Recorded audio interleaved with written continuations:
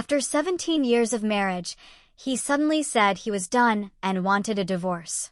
I signed quietly and walked away. Months later, he threw a huge party to announce his engagement to his secretary at the same beach we once loved. I showed up with a calm smile and an envelope. His father's will was clear: divorce her, lose the fortune. The silence broke with his fiancée's scream. The ocean breeze felt like a cruel joke, whispering secrets of the past as I stood on Malibu Beach. This wasn't just any beach. It was the exact stretch of sand where Austin and I had promised forever 17 years ago.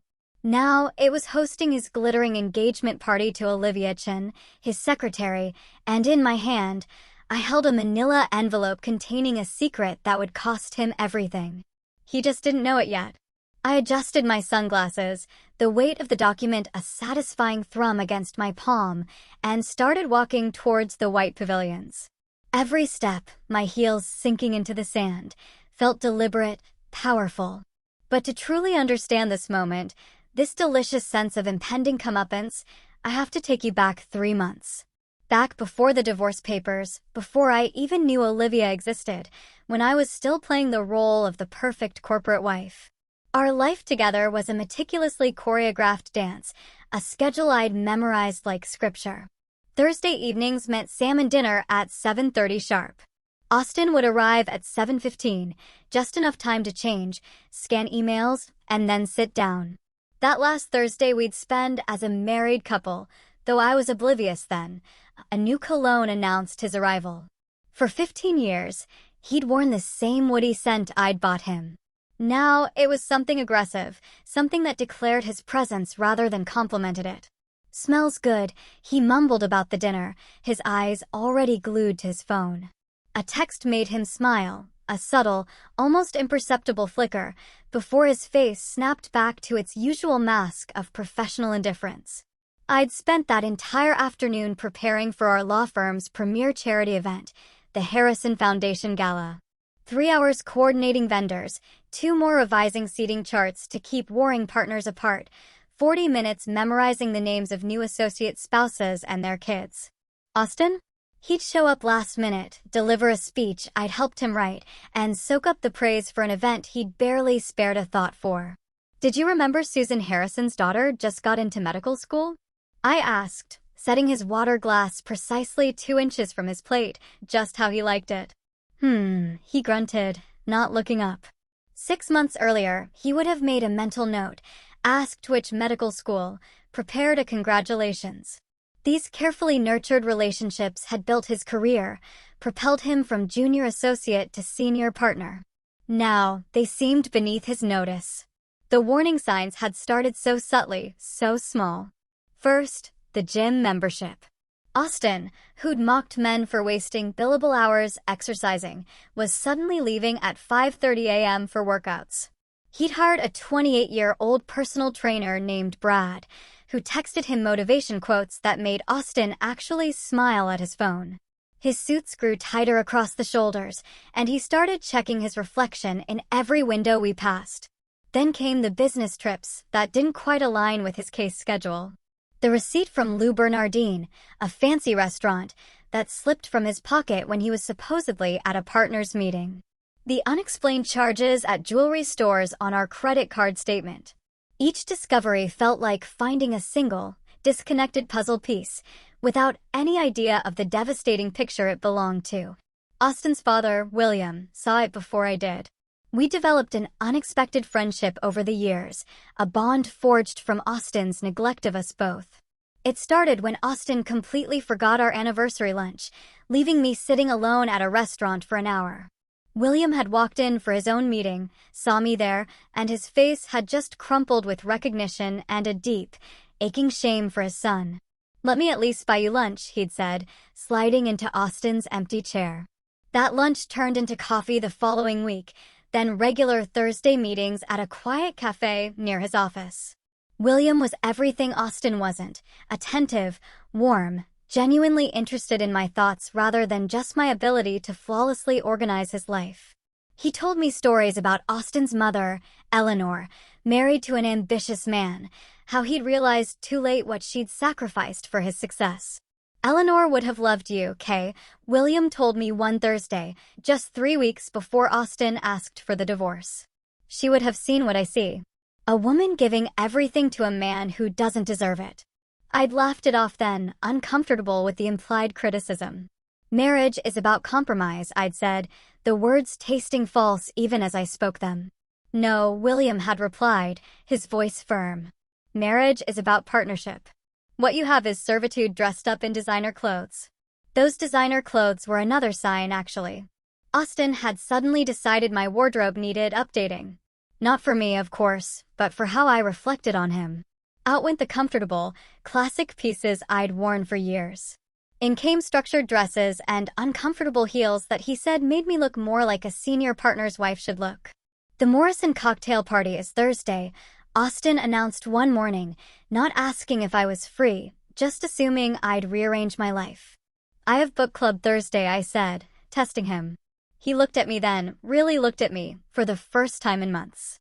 His expression was a mix of mild irritation and surprise, as if the furniture had suddenly spoken. Cancel it, he said simply. This is important. Everything Austin did was important. Every meeting, every dinner, every golf game that might lead to a new client. My book club, my friends, my interests, these were mere obstacles to be managed, not priorities to be considered. Standing here now at his engagement party, watching him laugh with his senior partners, his hand possessively on Olivia's waist, I finally understood. Those 17 years hadn't been a marriage. They'd been an elaborate performance, and I'd memorized my lines so well that I'd forgotten I was acting. The manila envelope in my hand wasn't just about revenge or money.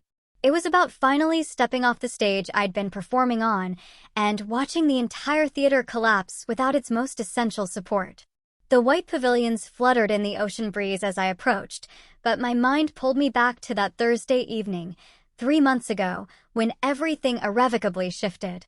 I can still hear the mechanical precision of plates sliding into the dishwasher rack, each movement deliberate and calculated, as if Austin had rehearsed this moment. The kitchen felt impossibly smaller that night, the walls pressing in as he spoke, his back still to me. I'm done, Kay. I want a divorce. 5 words, delivered to the back of his head. I was holding a glass of Malbec, and I remember watching the wine tremble, tiny ripples disturbing its surface. The refrigerator hummed louder than usual, or maybe the sudden silence between us amplified every sound. There was a water stain on the ceiling I'd never noticed before, shaped exactly like a question mark, and I focused on it while my marriage dissolved in the space between the dishwasher and the kitchen island. That's it. My voice came out steady, which seemed to surprise both of us. 17 years and you're just done? Austin finally turned then, wiping his hands on the dish towel with the same methodical care he applied to everything. His expression was closed off, professional, the face he wore for difficult client meetings. We both know this hasn't been working, he said, folding the towel into a perfect square. It's better to be honest about it. The conversation lasted exactly 12 minutes. I know because I watched the microwave clock the entire time, green numbers marking the systematic destruction of everything we'd built. Austin outlined his plan with the efficiency of a corporate merger. He'd already consulted a lawyer, already found an apartment, already calculated the division of assets. The terrifying precision of it told me this wasn't a sudden decision. This was months of planning, delivered in minutes. Over the next 2 weeks, Austin dismantled our life with surgical precision. He packed only when I was out at the grocery store on Tuesday mornings or during my Thursday book club. I'd come home to eerie gaps in the closet, empty spaces where his shoes had been, hangers swaying slightly as if disturbed by ghosts. He took his grandfather's Rolex, but left the watch I'd given him for our 5th anniversary. He packed his law books, but abandoned the novels we'd read together in our early years. The wedding ring appeared on the bathroom counter one Wednesday morning, placed beside his electric toothbrush like an afterthought. No note, no ceremony, just a circle of platinum catching the morning light. I picked it up and felt its unexpected weight, remembering how he'd fumbled putting it on my finger at our beach ceremony, his hands shaking with what I thought was emotion, but now wondered if it was just performance anxiety. I moved to the guest room, unable to face the indentation his body had left on his side of our bed. But his presence still lingered everywhere. Dark hairs in the shower drain I couldn't bring myself to clean, the smell of his aftershave clinging to the bathroom towels, the coffee mug he'd used that final morning still sitting in the sink because washing it felt like erasing him completely. Our neighbor Janet pretended not to notice when Austin's BMW stopped appearing in the driveway. She'd wave at me while walking her terrier, her smile tight with the discomfort of witnessed failure. The mailman started leaving packages on the doorstep without knocking, as if divorce might be contagious. Even the house seemed to exhale differently, expanding into the spaces Austin had occupied, testing its new dimensions. The divorce papers arrived on a Tuesday, exactly 2 weeks after Austin's announcement. The courier was young, maybe 25, and his discomfort was palpable as he asked for my signature. "Have a nice day," he mumbled, practically running back to his truck. I carried the envelope to Austin's former study, now just a room with empty bookshelves and a desk too large for the space. The papers were exactly what I'd expected, a clean division of assets. The house would be mine, along with half our investments and monthly maintenance payments that suggested guilt more than generosity. 23 pages reducing 17 years to line items and subclauses. My sister Sarah called while I was reviewing page 12. "Fight him," she said without preamble. "Get a lawyer. Take him for everything." "He's being fair," I replied, running my finger along the terms. "Fair? He's leaving you for someone else, isn't he?" I hadn't told her about my suspicions, about the receipts and the cologne and the gym membership, but Sarah had been through her own divorce 5 years ago and could smell infidelity through the phone. "Does it matter?" I asked, echoing Austin's own words. "Of course it matters. Don't just roll over, okay?" But I wasn't rolling over. Something in my gut told me to wait, to watch, to let Austin think he was controlling this narrative. I pulled out the Montblanc pen he'd given me for our 10th anniversary, a gift presented over dinner in Tuscany, back when he'd still looked at me like I mattered. The irony of signing divorce papers with his anniversary gift wasn't lost on me, but there was something poetic about it, like closing a circle. Each signature was deliberate. K. Mitchell. K. Mitchell. By the 15th signature, the name started to feel foreign. By the 20th, I was already thinking of myself as K. Chin again, my maiden name waiting to be claimed. 3 days after I returned the signed papers, I met William at our usual coffee shop. His hands shook as he lifted his cup, coffee sloshing dangerously close to the rim. The anger radiating from him was palpable, filling the space between us with electric tension. "Tell me what happened," he said, though his tone suggested he already knew. I explained Austin's announcement, his methodical exit, the swift divorce proceedings. With each detail, William's jaw tightened further, his knuckles white around the ceramic mug. "Did he give you a reason?" "He said it wasn't working anymore." William's laugh was bitter, sharp enough to draw looks from other patrons. "That's what his grandfather said when he left his grandmother." Almost word for word. I hadn't known that story, and the parallel sent a chill through me. "There's someone else, isn't there?" William asked, though it wasn't really a question. "Most likely." He reached across the table and took my hand, his touch gentle despite his obvious rage. "You deserved better, Kay. You've always deserved better than what my son was capable of giving." We sat in silence for a moment, the coffee shop noise fading around us. William's thumb traced small circles on my hand, a paternal gesture that made my eyes burn with unshed tears. "I failed him somehow," William said quietly. "Failed to teach him what really matters. Eleanor would be devastated to see what he's become."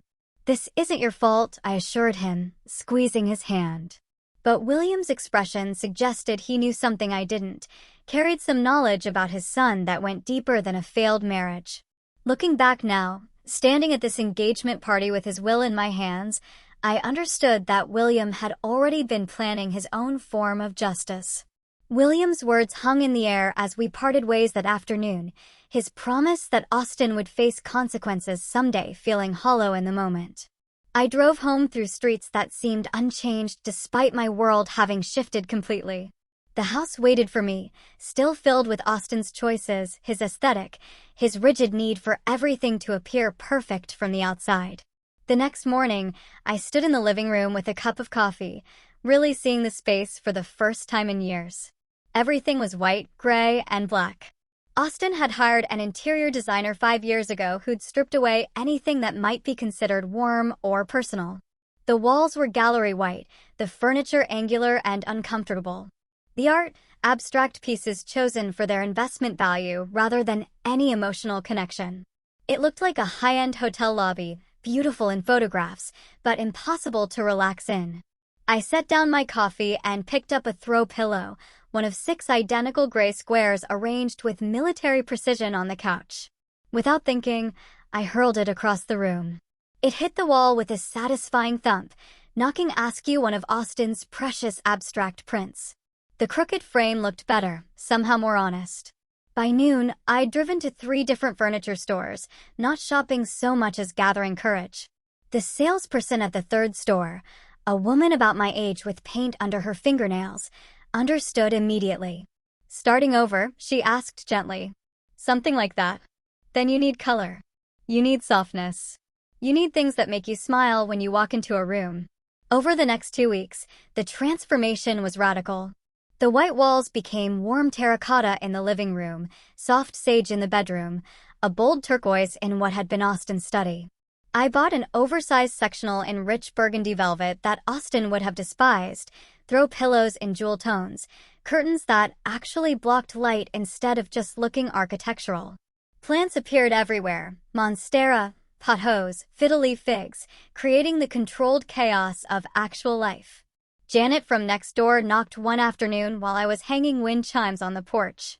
"Kay, I hardly recognized the place when I walked by," she said, peering through the doorway. I led her inside, watching her expression shift from polite interest to genuine surprise. "It's so warm now," she breathed, running her hand along the new chenille throw draped over the couch. "I never wanted to say anything before, but your house always felt like a museum. Beautiful, but don't touch anything." That was the point, I think, I admitted. Austin wanted to impress people, not welcome them. 2 months had passed in this renovation therapy when my phone buzzed with an Instagram notification on a Saturday morning. I almost ignored it. I'd been avoiding social media since the divorce, but the preview showed Olivia Chen's name. Curiosity won. The image stopped me cold. There was Austin, tanned and smiling on the beach at Malibu. Our beach, the place where we'd exchanged vows 17 years ago, where we'd returned for anniversaries until he'd become too busy. Olivia's left hand rested on his chest, displaying a diamond ring that caught the sunset light. The caption read, "He proposed at sunset. Can't wait to celebrate with everyone at our engagement party this weekend. Same perfect spot where love found us." My coffee mug slipped, catching the edge of the counter before I studied it. The comments were already flooding in, heart emojis, congratulations, colleagues from Austin's firm celebrating the happy news. The timestamp showed the photo was posted an hour ago. But when had the actual proposal happened? I did the math quickly. We'd been divorced for exactly 10 weeks, which meant Austin had been planning this new future while still sleeping beside me. I scrolled through Olivia's profile with the focus of a detective. There, 3 months ago, a photo from a San Francisco conference. Life, she'd captioned it. But I remembered that weekend. Austin had gone to San Francisco for depositions. He'd called me from his hotel to say goodnight. In the corner of Olivia's photo, I could make out a man's watch on the nightstand, Austin's Rolex. For months ago, a picture of her at a restaurant, I recognized Lou Bernardine. The receipt I'd found in Austin's pocket. She'd photographed her dessert, but in the reflection of a spoon, I could clearly make out Austin's profile. 5 months ago, wearing a necklace I'd never seen before, one that matched charges on our credit card statement I'd questioned. Austin had claimed it was a client gift he'd forgotten to expense. The pattern was clear. While I'd been managing his life, planning his dinners, maintaining his impeccable image, he'd been building a completely different existence with a woman half his age. But it was the ring that made me grab my phone and dial a number I hadn't used in years. "Aunt Helen," I said when Austin's mother's sister answered. "It's Kay." I need to ask you something about Eleanor's jewelry collection. Helen had never liked Austen, had been vocal about it at family gatherings until Austen stopped inviting her. What about it, dear? Her voice warmed despite the years of distance. The emerald-cut diamond ring with the Art Deco setting. Austen said it was lost when you moved Eleanor's things. There was a long pause. Lost? That ring has been in the family for 90 years. Eleanor specifically wanted it saved for. She stopped. Why are you asking? I texted her the photo of Olivia's hand. The silence stretched so long I thought we'd been disconnected. That's it, Helen said, her voice shaking with anger. That's Eleanor's mother's ring. Austen told me he was having it reset for your anniversary. That was 8 months ago. 8 months. Before the gym membership, before the new cologne, before any of the signs I'd noticed. He'd been planning his exit, planning her ring, while I was still believing in our future. I was sitting in my newly colorful living room, still processing this timeline of deception, when the doorbell rang at 7 that evening. Through the peephole, I saw William standing on my porch, his face drawn and serious, holding what looked like documents against his chest. I'm sorry to come by so late, he said when I opened the door. But there's something you need to know. He paused in the entryway, his eyes taking in the transformation of the house. The stark white walls were gone, replaced with warm earth tones. The uncomfortable modern furniture had given way to pieces that invited you to sit, to stay, to actually live in the space. You've made it a home again, he said softly, running his hand along the restored wooden banister I'd uncovered beneath Austen's industrial metal edition. Eleanor would have loved this. What did you need to tell me? I asked, though something in his expression made my pulse quicken. He pulled a manila folder from inside his coat, his hands trembling slightly as he held it out to me. 8 years ago, after Eleanor passed, I made some changes to my will. I've been waiting for the right moment to tell you about them. William's expression held something deeper than just anger about the divorce, a weight that made the air between us feel charged with unspoken knowledge. He pulled a folded document from his inner jacket pocket, his movements careful and deliberate, as if he were handling something precious and dangerous simultaneously. The paper trembled slightly in his weathered hands as he spread it on the coffee table between us, pushing aside our barely touched cups. 8 years ago, after Eleanor passed, I made some changes to my estate planning, he began, his voice low enough that I had to lean forward to hear him. I was watching Austen even then, seeing patterns that disturbed me. The way he treated you at Eleanor's funeral, more concerned about the reading of her will than comforting anyone. The way he calculated the value of her jewelry before her body was even cold. The highlighted section seemed to pulse on the page, yellow marker bleeding through the dense legal text. William's finger, steady despite his earlier shaking, pointed to a paragraph dense with terminology. I read it once, the words sliding past without meaning, my brain refusing to process what seemed impossible. The second reading made my breath catch. By the third, my hands were gripping the edge of the table hard enough to leave marks. In the event that my son, Austen James Mitchell, initiates divorce proceedings against his spouse, Chin Mitchell, without documented evidence of adultery on her part, all inheritance rights shall be forfeit. The language continued, outlining specifics, but that first sentence contained everything that mattered. This can't be legal, I whispered, looking up at William's grim face. My estate attorney spent 3 months making sure it was ironclad, he said. Every word chosen specifically, every loophole closed. William's satisfaction was bitter, tinged with the sadness of a father who'd felt the need to protect me from his own son. The clause only applies if Austen initiates the divorce. If you had filed, or if he could prove infidelity, the inheritance would remain intact. My mind raced, calculating dates and timelines. Austen had filed for divorce exactly 2 weeks after his announcement, his name on every document as the petitioner. No mention of adultery, no accusations of misconduct, just irreconcilable differences and a swift division of existing assets. He'd been in such a hurry to move forward with Olivia that he'd never considered there might be consequences beyond our current bank accounts. How much are we talking about? I asked, though part of me already knew it would be substantial. William had built his investment firm from nothing, had patents from his engineering days, owned properties across California. The current valuation is approximately $23 million, William said, his tone matter-of-fact despite the astronomical figure. That includes the investment portfolio at around $15 million, the commercial properties in downtown Los Angeles worth $6 million, the family business shares, and various other assets, including Eleanor's art collection. $23 million. The number felt abstract, impossible. Austin had grown up expecting this fortune, had built his entire life around the certainty of inheriting his father's empire. Every career move, every calculated relationship, every sacrifice he demanded from me had been in service of maintaining his position as sole heir. He's never read it, William continued, a note of disgust creeping into his voice. I've asked him multiple times over the years to review the estate documents, to understand his responsibilities. He always brushed it off, said he trusted me to handle things fairly. What he meant was he assumed everything would automatically flow to him. My phone buzzed on the table. An Instagram notification. Olivia Chin had tagged Austin in another post. This time, a photo of wedding venues. The caption read, "Narrowing down our dream location. Can't wait to start our perfect life together." The casual cruelty of it, the public display of their relationship while our divorce ink was barely dry, made my stomach turn. William saw my screen, and his jaw clenched. "The engagement party is this Saturday at Malibu Beach," he said. "She sent me an invitation. Can you believe that? To the same beach where you and Austin married." The poetic cruelty of it was breathtaking.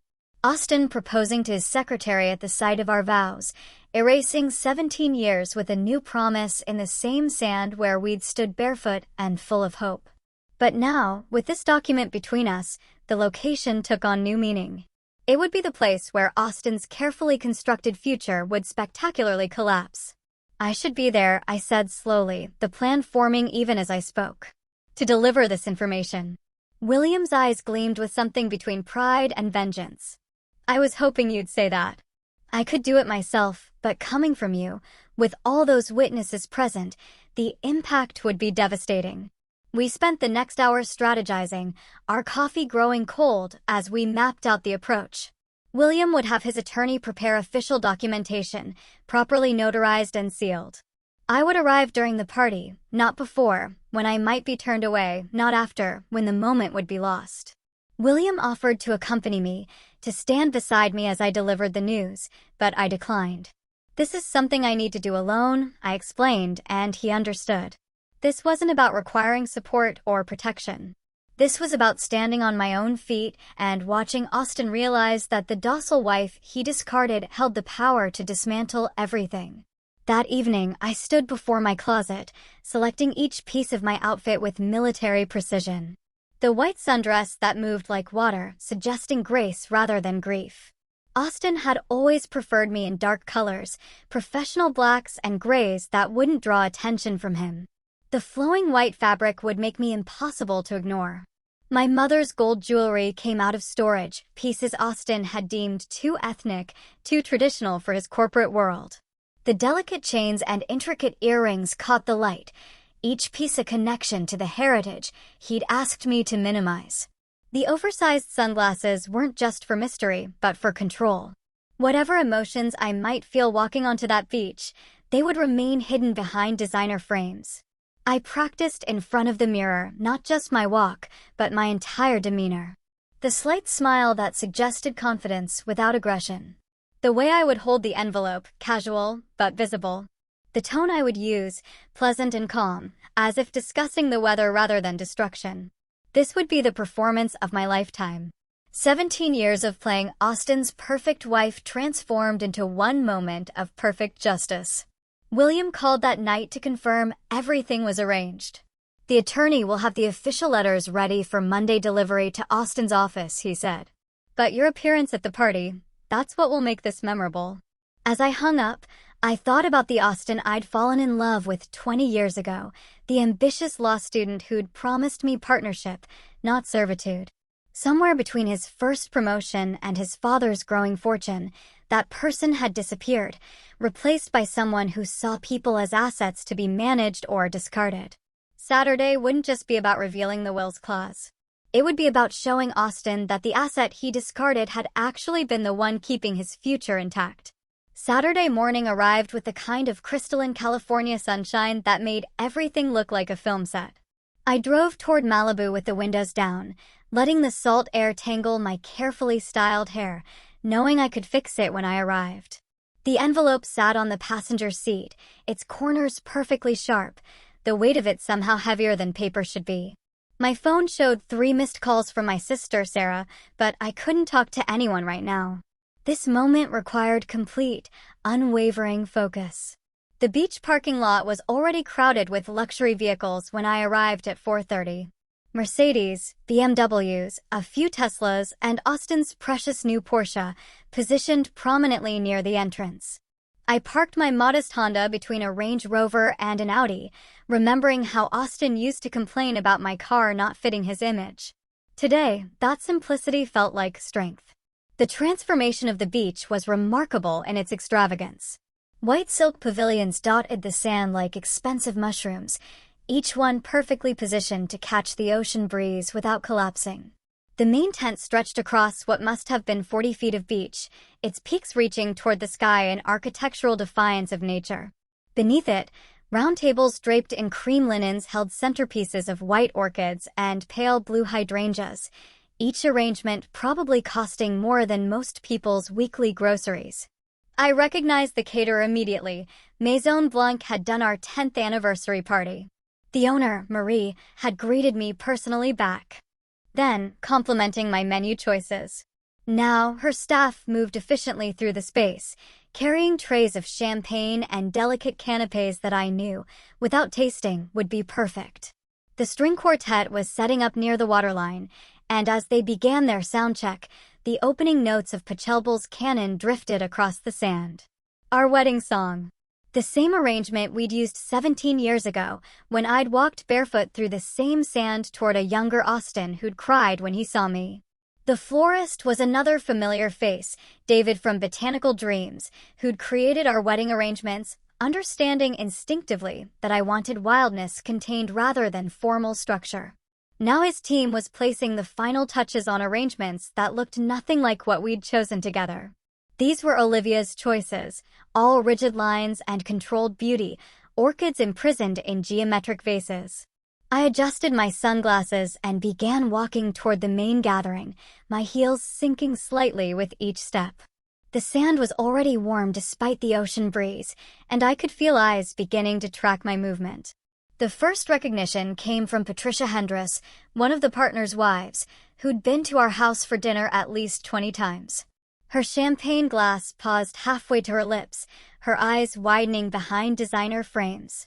"Kay," she said, loud enough that several heads turned. I smiled warmly. "Patricia, how lovely to see you. You look wonderful." She struggled for words, her gaze darting between me and the main tent where Austin held court. Behind her, I caught sight of Robert and James, 2 junior partners from Austin's firm who'd spent countless Sunday afternoons watching football in our living room. They exchanged nervous glances, and Robert actually took a step backward as if my presence might be contagious. The ripple effect began immediately. Conversations halted mid-sentence. Champagne flutes lowered.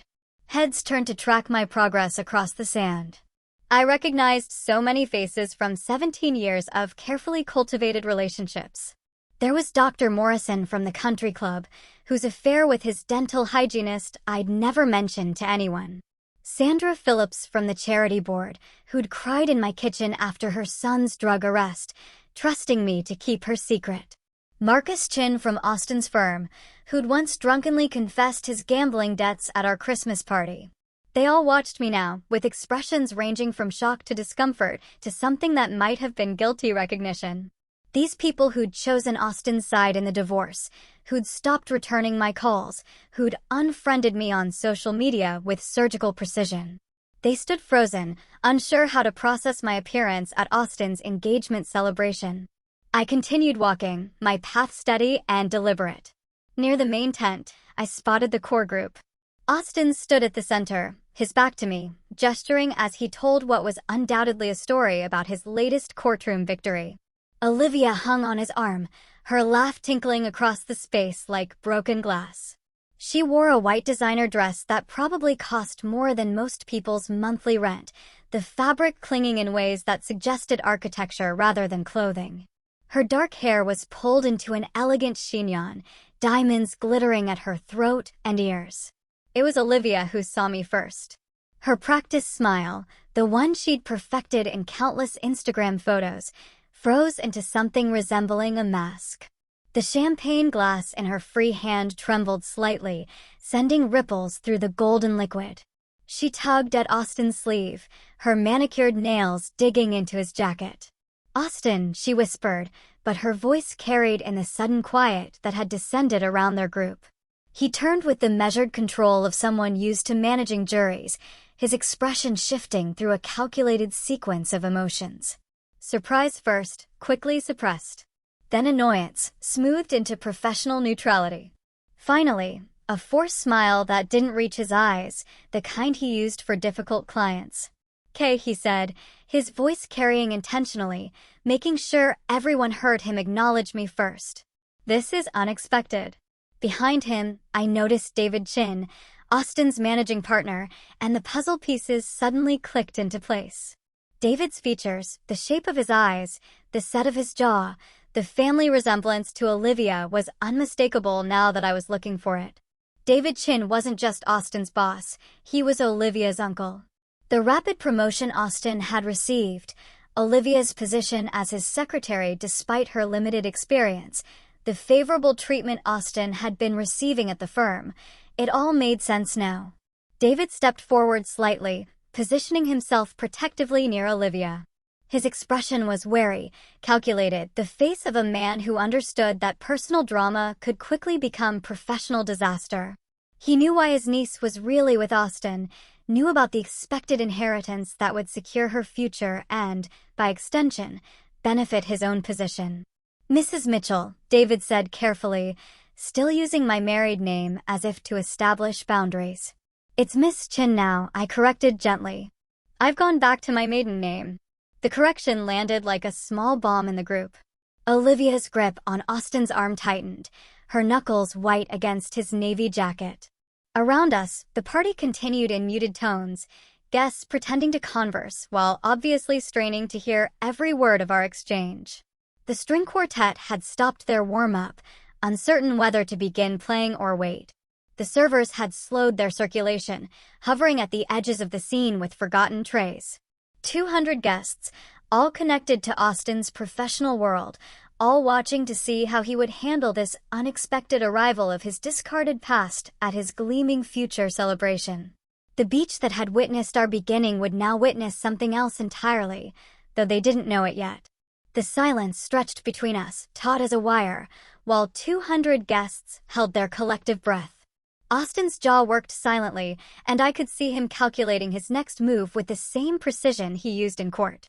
He stepped toward me, his hand reaching out as if to guide me by the elbow, a gesture he'd perfected over years of steering me through social situations. "Perhaps we could discuss this somewhere more private," he said, his voice pitched loud enough to suggest reasonableness to our audience while attempting to maintain control. I remained perfectly still, letting his hand hover in the air between us until he was forced to lower it. The envelope in my hand felt warm against my palm, as if the documents inside were alive with their own energy. "Oh, I won't take much of your time," I said, my voice pleasant and clear, carrying across the beach with the same projection I'd learned hosting his corporate events. "I just wanted to deliver something in person."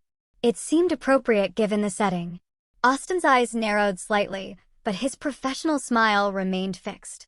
Behind him, David Chin shifted his weight, his business instincts clearly warning him that something significant was about to unfold. Olivia's grip on Austin's arm had become almost desperate, her knuckles white against his navy jacket, her breathing shallow and quick. "What is this about, Kay?" Austin asked, attempting to inject authority into his tone.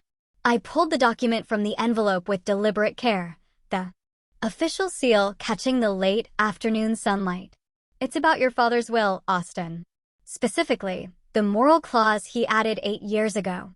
The words landed like stones dropped into still water, ripples of shock spreading through the assembled crowd.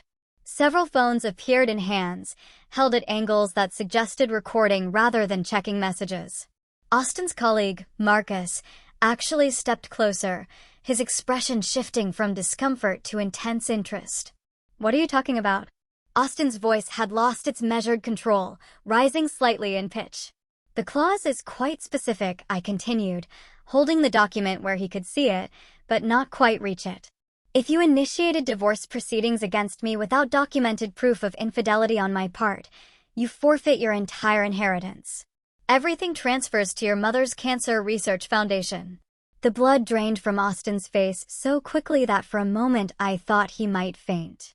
His mouth opened, then closed, no sound emerging. Behind him, I heard Patricia Hendricks gasp, her champagne glass slipping from her fingers to land soundlessly in the sand. "That's not possible," Austin managed, his voice barely above a whisper. "Your father's attorney confirmed," I said, maintaining my calm tone despite the adrenaline coursing through my veins. $23 million, Austin. The investment portfolio, the commercial properties, the business shares, all of it. David Chin stepped forward, his business mind clearly racing through the implications. A senior partner without his expected inheritance was a very different asset to the firm. His movement seemed to break Olivia from her frozen state. She lunged forward, snatching the document from my hand with such force that one of her acrylic nails caught in it. Her eyes moved frantically across the page, her lips moving silently as she read.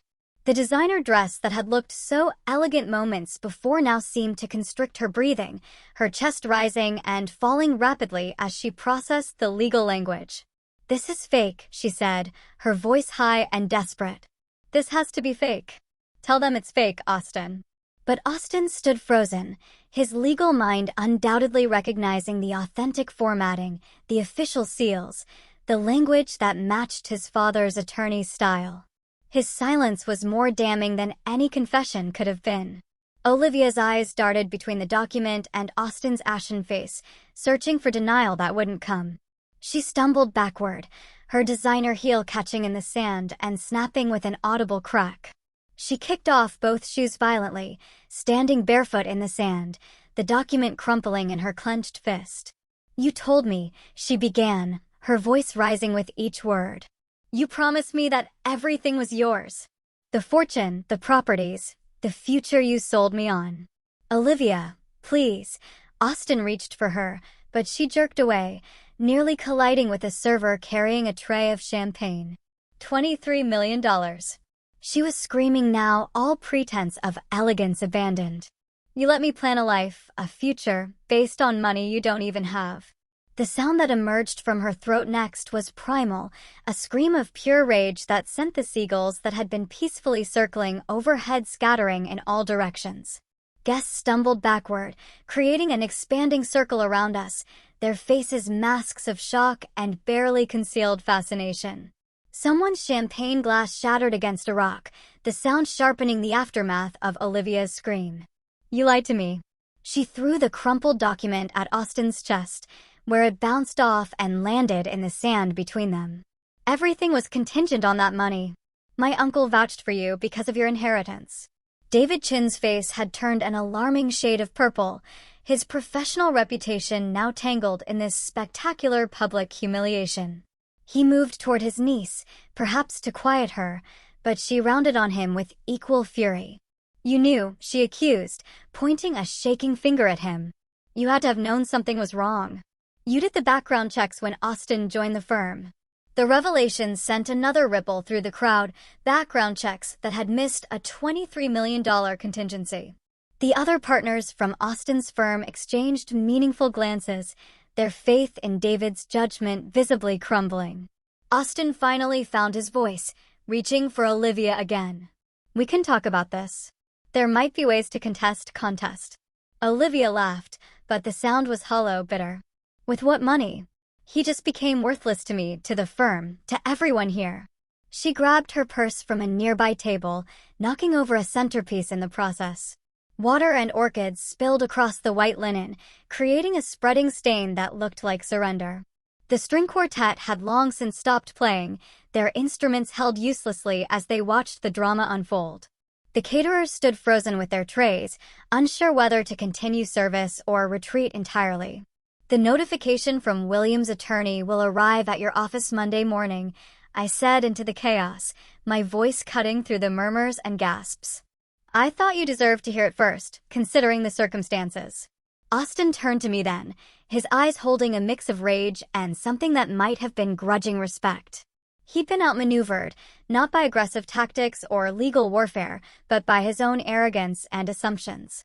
The paradise he'd built with Olivia on this beach that held our history had crumbled in less than 5 minutes. Around us, the perfect engagement party continued its collapse. Olivia was stumbling toward the parking lot, her uncle hurrying after her, their raised voices carrying back on the ocean breeze. Guests were already pulling out phones, not even pretending to be discreet as they texted and called, spreading the news through Los Angeles's legal community like wildfire. Austin stood alone in the center of what had been his triumph, surrounded by the debris of his ambitions. I turned from Austin's frozen figure and began my walk back across the sand, each step deliberate and measured. The white sundress moved around my legs with the ocean breeze, and I could feel the weight of 200 pairs of eyes following my progress. My heels sank deeply into the sand with each step, leaving perfect impressions that the incoming tide would soon erase. But for now, they marked my path away from 17 years of marriage and towards something I couldn't yet name. The crowd parted as I approached, creating a corridor through their expensive clothes and shocked faces. Patricia Hendress reached out as if to touch my arm, then thought better of it, her hand dropping to clutch her pearls instead. Robert from Austin's firm actually nodded at me, a gesture somewhere between respect and acknowledgement, as if he'd just witnessed a masterful closing argument in court. Sandra Phillips mouthed what might have been, "Good for you," though no sound emerged. Behind me, the chaos continued to unfold. I could hear Olivia's voice carrying on the wind, sharp bursts of anger mixed with what sounded like sobbing. Austin's voice rose occasionally, trying to restore order, to manage the situation the way he managed everything else in his life. But some things couldn't be managed, controlled, or negotiated away. Some consequences arrived with the force of natural law.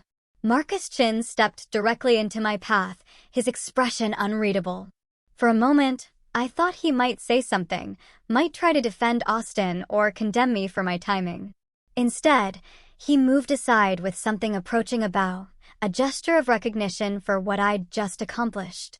As I passed, I heard him murmur to his wife, "Austin should have read the will." First rule of law, always read the documents. The sand gave way to pavement as I reached the parking lot, and the solid ground beneath my feet felt like crossing from one world into another. The sounds of the party, the murmuring voices, the distant crash of waves, someone's nervous laughter, began to fade. I could see my Honda ahead, modest and reliable among the luxury vehicles, waiting exactly where I'd left it. My phone buzzed in my purse as I reached the car. I pulled it out to find a message from William, time-stamped just minutes ago. He must have been watching the clock, knowing approximately when I'd deliver the news. The message was characteristically brief. "I trust the delivery went smoothly. Dinner Thursday." My treat. The normalcy of it, the casual assumption that our regular dinner would continue despite the bomb I'd just detonated in his son's life, made me smile for the first time that day. Not a practiced smile or a strategic one, but something genuine. I typed back quickly, "Wouldn't miss it. Your son now knows what he lost." My hands were perfectly steady as I unlocked the car and slid behind the wheel. No trembling, no delayed shock, no sudden rush of regret or doubt. The strange calm that had carried me through the confrontation remained solid as bedrock. This wasn't the shaky equilibrium of suppressed emotion, but something deeper, more fundamental. The peace that comes from finally, fully standing in your own truth. I started the engine and pulled out of the parking space, taking one last look at the beach in my rearview mirror. The white pavilions that had looked so elegant an hour ago now seemed like monuments to Austen's hubris. Temporary structures that would be dismantled by morning, leaving no trace they'd ever existed. The ocean continued its eternal rhythm, unconcerned with the human drama playing out on its shores. This same stretch of sand had witnessed our wedding 17 years ago, when I'd walked barefoot through the surf in a simple white dress, believing in forever. The coastal road curved away from the beach, and I followed it past familiar landmarks that felt like mile markers of our relationship. There was Ocean View Restaurant, where Austen had proposed down on one knee with a ring he'd chosen without consulting me, so certain I'd say yes that he'd already made reservations for our engagement party. The Seafoam Inn, where we'd spent our wedding night, where he'd carried me across the threshold with promises of partnership and equality that had evaporated like morning mist. Each location I passed felt like shedding another layer of the past, leaving it behind on this stretch of California coastline. The woman who'd driven to the beach an hour ago, carrying an envelope and 17 years of accumulated hurt, wasn't the same one driving away. That woman had been defined by her relationship to Austen, as wife, as support system, as the silent foundation of his success. This woman, the one gripping the steering wheel with steady hands, was just Kay Chin. No suffix required. The highway opened up before me, and I pressed the accelerator, feeling the Honda respond eagerly. There was something profound in this moment that had nothing to do with Austen's financial destruction or Olivia's public humiliation. It wasn't about the money he'd lost or the consequences he'd face Monday morning when William's attorney made everything official. The truth was simpler and more complex simultaneously. Revenge, I realized, wasn't about actively destroying someone. It wasn't about planning their downfall or orchestrating their humiliation. True revenge was simply stepping back and allowing someone's own choices to play out without the safety net they'd taken for granted. Austen had built his new life on a foundation of assumptions. That his inheritance was guaranteed. That I would remain the quiet, accommodating ex-wife. That his father would never hold him accountable for his choices. He'd been wrong on all counts, but the wrongness wasn't my doing. I hadn't created the clause in William's will. I hadn't forced Austen to file for divorce. I hadn't made him chase after his secretary or lie about his secured fortune. All I'd done was deliver information he should have known at a moment when that information would have maximum impact. The rest was simply consequence following cause, as natural and inevitable as waves following the pull of the moon. Traffic was light heading back toward the city, and I found myself thinking about the Thursday dinners with William that would continue, the redecorated house waiting for me, the painting classes I'd enrolled in for next month. Life would go on, fuller somehow for having shed the weight of Austen's expectations and demands. The future, which had seemed so uncertain when he'd announced his desire for divorce, now stretched ahead with possibility. My phone buzzed again with text messages from Sarah, from friends who'd already heard through the lightning-fast gossip network, from numbers I didn't recognize. I ignored them all. There would be time for conversations and explanations later. For now, I drove toward the sunset with the windows down, my hair whipping in the wind, the taste of salt and freedom on my lips. The sunset painted the sky in shades of orange and pink as I pulled into my driveway. The automatic response of checking my phone finally winning over my desire for continued silence. 43 messages waited, but I scrolled past most of them, stopping only at one from Marcus Chin, sent just 30 minutes after I'd left the beach. Austen trying damage control. Partners meeting called for Monday morning. David Chin recusing himself from all decisions regarding Austen's position. Thought you should know. Monday arrived with a kind of dramatic flair Austen would have appreciated in his old life. According to Patricia Hendress, who called me that afternoon unable to contain herself, William's attorney had arrived at the law firm at precisely 9 a.m., requesting to see Austen in the presence of the senior partners. The envelope he delivered contained not just notification of the inheritance forfeiture, but copies of all relevant documentation, authenticated and notarized, leaving no room for interpretation or hope. Austen just sat there, Patricia reported, her voice hushed with the thrill of witness downfall. He didn't say a word for 5 full minutes. Then he asked to be excused and left the building. Security had to box up his office because he never came back. The Cancer Research Foundation that had been Eleanor's passion project released a statement that Tuesday, thanking the Mitchell family for their generous contribution while carefully avoiding any mention of the circumstances. $23 million would fund research for years, would save lives, would create something meaningful from the wreckage of Austin's choices. Eleanor would have appreciated the irony, her son's selfishness transformed into selfless good. By Wednesday, Olivia Chin had vanished from Los Angeles entirely. Movers arrived at Austin's apartment while he was meeting with attorneys, packing her belongings with the efficiency of people paid to not ask questions. She'd left the engagement ring on the kitchen counter with no note, the diamond catching morning light through the window beautiful and worthless now that its promise had evaporated. Her Instagram account disappeared. Her LinkedIn updated to show a position with the firm's Tokyo office, as far from the scandal as geography allowed. David Chin's response was equally swift and merciless. He issued an internal memo distancing himself from his niece's personal decisions and Austin's unfortunate circumstances, making it clear that nepotism had played no role in any firm decisions. The fact that everyone knew this was untrue didn't matter. The appearance of propriety had to be maintained. Austin's cases were redistributed within days, his name removed from the partnership listings, his parking space reassigned to a younger, hungrier associate who still believed in forever. The gossip mill churned through the story with voracious appetite.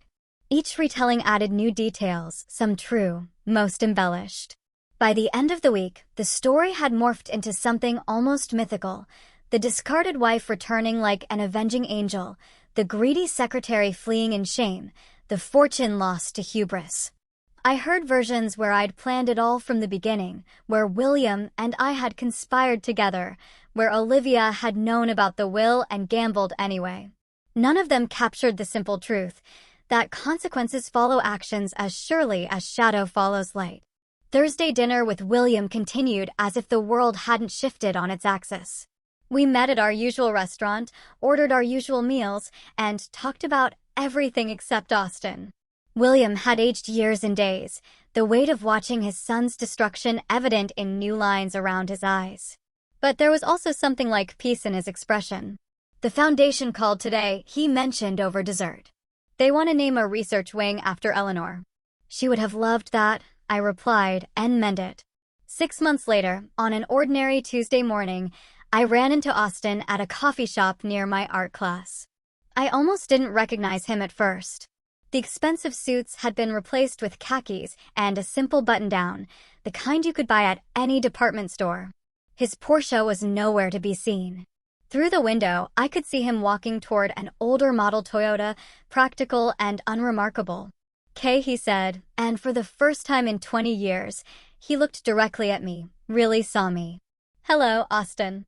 We stood there for a moment, two people who had once promised forever, now strangers with too much history. He looked older, certainly, but also somehow clearer, as if losing everything had scraped away decades of pretense. "I work at a small firm in the Valley now," he offered unprompted. "Personal injury cases mostly. It's actually interesting when it's about helping people instead of just filling hours."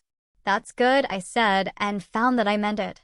I wanted to apologize, he began, then stopped, seeming to realize the inadequacy of words. "Not for your benefit. I know it's too late for that.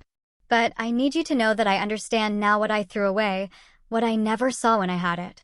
I studied his face, searching for the manipulation that had always been there, the calculated words designed to achieve a specific outcome, but there was nothing strategic about his expression, just exhaustion and something that might have been genuine regret. "Understanding too late is still understanding," I said finally.